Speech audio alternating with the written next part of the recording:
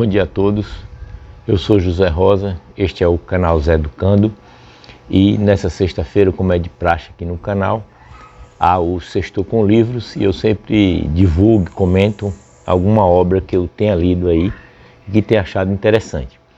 No dia de hoje eu vou comentar uma obra que eu julgo assim genial também, das últimas que eu tenho lido. Esse livro é de 2000, mas eu li agora tem um ano e pouco, mais ou menos. O nome do livro chama O Ócio Criativo.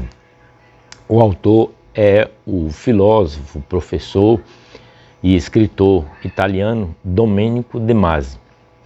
Ele é professor de Sociologia do Trabalho da Universidade La Sapienza de Roma. Ele nasceu numa cidadezinha no sul da Itália chamada Rotello, e ele inclusive comenta sobre isso, sobre a experiência que teve lá, né, na sua juventude, nessa cidade da Itália, e as transformações que ela passou, né, com a Revolução Industrial e a era moderna e pós-moderna. Então esse livro, O Ócio Criativo, assim, é bastante interessante e eu acredito que seja até revolucionário, porque ele coloca algumas coisas sobre o mundo atual que eu acho sim que a gente deve refletir sobre elas. Primeiro, então, eu queria mostrar para vocês, dentro do próprio livro, duas passagens que eu acho muito bacana, que é o caso, o que vem a ser o ócio, né? A origem desta palavra, e depois um exemplo muito interessante dos cientistas criadores criadores não, né? Descobridores das hélices do DNA, que foi o Watson e Crick, né? Os dois cientistas famosos. Então a primeira coisa que ele coloca aqui é a respeito sobre o ócio, né? O que vem a ser o ócio, quando é que surgiu essa palavra? Diz assim, ó, na Atenas de Péricles, como eu já disse, os homens podiam se dedicar completamente ao trabalho intelectual, graças ao fato de os trabalhos pesados serem feitos pelas mulheres e pelos escravos. Eles ociavam. Então vejam a origem da palavra ócio, né? Na linguagem da época isso significava simplesmente não suar, ou seja, ociar seria não suar, né? E a experiência do Watson e Crick, ele dá logo um exemplo, assim, isso é no meio do livro, na verdade, né? No começo não. Eu vou comentar algumas passagens aqui, além dessas que eu estou falando agora. Então ele coloca assim, olha que coisa interessante.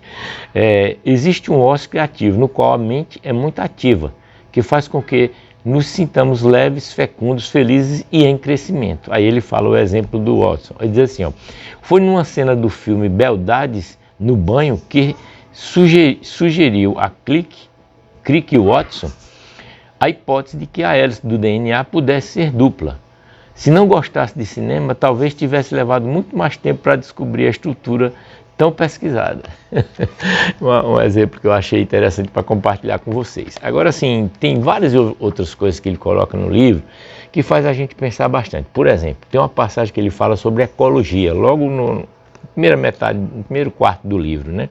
Olha que coisa interessante, que eu nunca havia pensado dessa forma. Eu queria que vocês pensassem, vejam isso também, como é interessante, principalmente nós brasileiros, né? Detentores, entre aspas, da Amazônia, né? Ele diz assim, ó, na realidade, territórios como a África Central ou a Amazônia, que detêm o patrimônio florestal, isto é, o oxigênio de todo o planeta, deveriam dizer aos outros países, olha que interessante, vocês querem oxigênio? Paguem por ele. Por cada árvore que produz oxigênio e que nós preservamos, vocês devem nos pagar uma determinada quantia. Foi a tentativa fracassada de um tratado, né, durante a Eco 92 no Rio de Janeiro, né? Eu não lembrava disso, achei isso interessante demais. Aí ele disse que nós deveríamos afirmar assim, ó, se não me pagam, cada dia destruo tantos quilômetros de floresta. Morro eu, mas vocês também morrem. O desmatamento deveria ser usado como um arsenal, do mesmo modo que os países ricos ameaçam com suas bombas atômicas. Uma visão assim completamente diferente, né?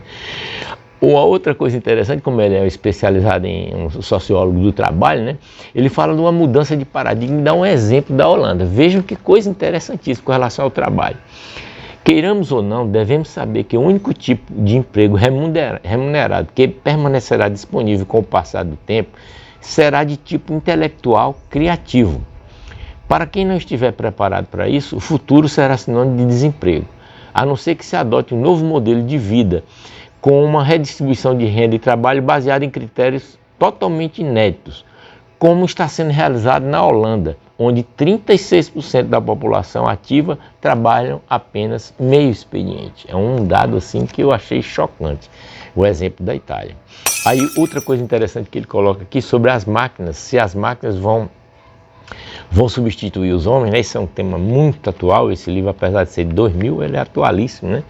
E ele coloca umas coisas também que eu acho bacana, ó. Ele diz assim, as máquinas, por mais sofisticadas e inteligentes que sejam, não poderão jamais substituir o homem nas atividades criativas. Portanto, a aventura de buscar trabalho terá maior probabilidade de sucesso quanto mais conhecimentos o candidato tiver e for capaz de oferecer serviços do tipo intelectual, científico e ou artístico. Veja que atualidade para os jovens de hoje, né? Adequadas às necessidades sempre mais variáveis e personalizadas dos consumidores. O futuro, publicou a Newsweek, ele cita, né? Pertence àqueles que serão mais capazes de usar as próprias cabeças do que as próprias mãos. Ou seja, há pessoas que se dedicarão à análise de sistemas, à pesquisa científica, à psicologia, ao marketing, às relações públicas, ao tratamento da saúde, à organização de viagens, ao jornalismo e à formação, isto é, educação nos campos que acabei de enumerar. Estas são as atividades do futuro em lugar da guerra, do petróleo ou da fabricação de geladeiras. Achei isso genial e extremamente atual. E ele fala também de uma coisa, gente, isso foi em 2000, que hoje assim é atual, que é a moeda que existe hoje. A moeda hoje chama-se audiência. Olha o que ele diz aqui, ó. Ele diz assim, ó, para os pobres a principal moeda de troca será a audiência. Trata-se de uma tese que toma de empréstimo de Echeverria, outro pensador. Até o momento, para se comprar patentes de bens de consumo, se pagava matéria-prima com a mão de obra, com bases militares ou com subordinação política. A nova moeda poderá ser a quantidade de horas que passamos diante de um canal de televisão ou navegando pela internet, que é exatamente isso que está acontecendo hoje, né? E aí ele cita Nietzsche, rapaz, que é uma frase de Nietzsche que eu vou colocar até aqui, eu vou ler e vou colocar aqui para vocês, que eu acho assim genial. E se a gente for ver em números, né, o que isso significa hoje, a gente fica de boca aberta. O Nietzsche dizia o seguinte, olha, com relação a horas de trabalho, ele dizia assim, ó, todos os homens de todos os tempos e ainda os de hoje dividem-se entre escravos e livres, porque quem não dispõe de 2/3 do próprio dia é um escravo, não importa o que seja do resto, homem de Estado, comerciante, funcionário público ou estudioso. Ou seja, se você não tiver 2/3 do seu tempo disponível para você, Nietzsche e óbvio Demasi, né? Domênio Demasi, considero que você é um escravo. Pense aí se você é um escravo ou não. Porque 2/3 do dia dá 16 horas. Se você tem 16 horas para você durante o dia, para esses grandes pensadores e filósofos, você não é escravo, você é um homem livre. Fora disso, você é um escravo. Bom, e aí estou fechando já esse comentário desse livro, belo, eu estou fazendo isso justamente para motivar que vocês leiam. Ele fala sobre um tema, rapaz, que eu me debato muito nos dias de hoje, mas já há algum tempo, desde a criação da internet, na verdade, né? Desde que a gente popularizou aqui, pelo menos no nosso país, no Brasil, a internet, que é a questão dos direitos autorais e a modernidade e o coletivo. Olha o que é que ele coloca aqui. Ele fala sobre, já no final do livro, sobre criatividade grupal. Ele diz assim, ó, é um fenômeno social. Hoje, o excesso de informação chega a tal ponto que todo livro, toda obra, deveria conter a indicação, entre aspas, é editado por, vírgula, organizado por. Tudo é fruto de ideias coletivas, ainda que um indivíduo possa produzir uma reelaboração pessoal. Então veja que coisa interessante, né? Que ele não fala em direito autoral, mas o que está por trás disso é exatamente direito autoral. Então no finalzinho do livro ele faz uma reverência, né, muito interessante ao Oscar Niemeyer, aqui no penúltimo capítulo, né, e ao Brasil em especial. Eu achei isso genial, vou colocar para vocês porque eu achei isso muito bacana. Primeiro o Oscar Niemeyer ele cita uma frase que eu vou colocar aqui também para vocês, porque é uma, para mim, eu já conheci, obviamente, já tinha lido o livro dele, de Niemeyer, e outras frases dele, outras entrevistas, e que ele citava esse texto, né? Niemeyer foi um arquiteto, um grande brasileiro, né? Era comunista e assim, reconhecido no mundo inteiro, né? A obra dele, né? Tem gente aqui nesse tempo obscuro que fica negando, né? Também a genialidade de Oscar Niemeyer. Eu só faço rir, né, gente? Porque é brincadeira. Então o que é que Niemeyer fala, né? Que além de arquiteto, genial, ele era para mim um artista, né? Ele dizia assim, ó, não é o ângulo reto que me atrai, nem a linha reta, dura, inflexível, criada pelo homem. O que me atrai é a curva livre e sensual, a curva que encontro nas montanhas do meu país, no curso sinuoso dos seus rios, nas ondas do mar, no corpo da mulher preferida. De curvas é feito todo o universo curvo de Einstein. E aí, no finalzinho, o Domênico de Masi, ele fala também, antes de ele fazer essa ode ao Brasil, né? Eu acho muito interessante esse finalzinho que ele fez, que ele é apaixonado pelo Brasil. Quem não é, né? Quem conhece sabe, se apaixona pelo Brasil.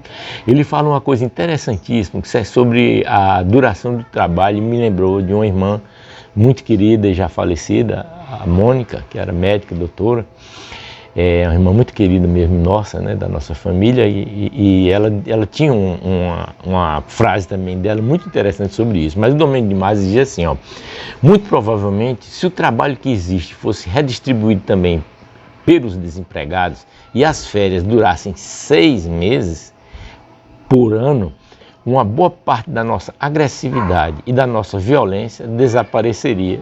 Que coisa interessante, ele propõe férias de 6 meses por ano. Essa que eu falei à minha irmã, que era uma pessoa muito inteligente, não só porque era médica, ela tinha uma teoria interessantíssima que ela falava para a gente, para os irmãos, filhos, para a família, né? Que era assim, na verdade, baseado na questão do ócio, né? Do ócio criativo, ela entendia que a semana de 7 dias, em vez de ter 5 dias laborais e 2 do fim de semana, tinha que ser o inverso.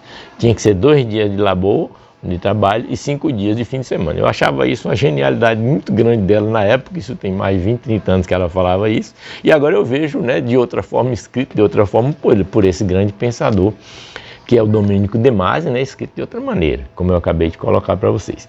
Então, no finalzinho mesmo do livro, nas 2 últimas páginas, o livro é pequeno, é 340 e poucas páginas, né? Mas é muito bom.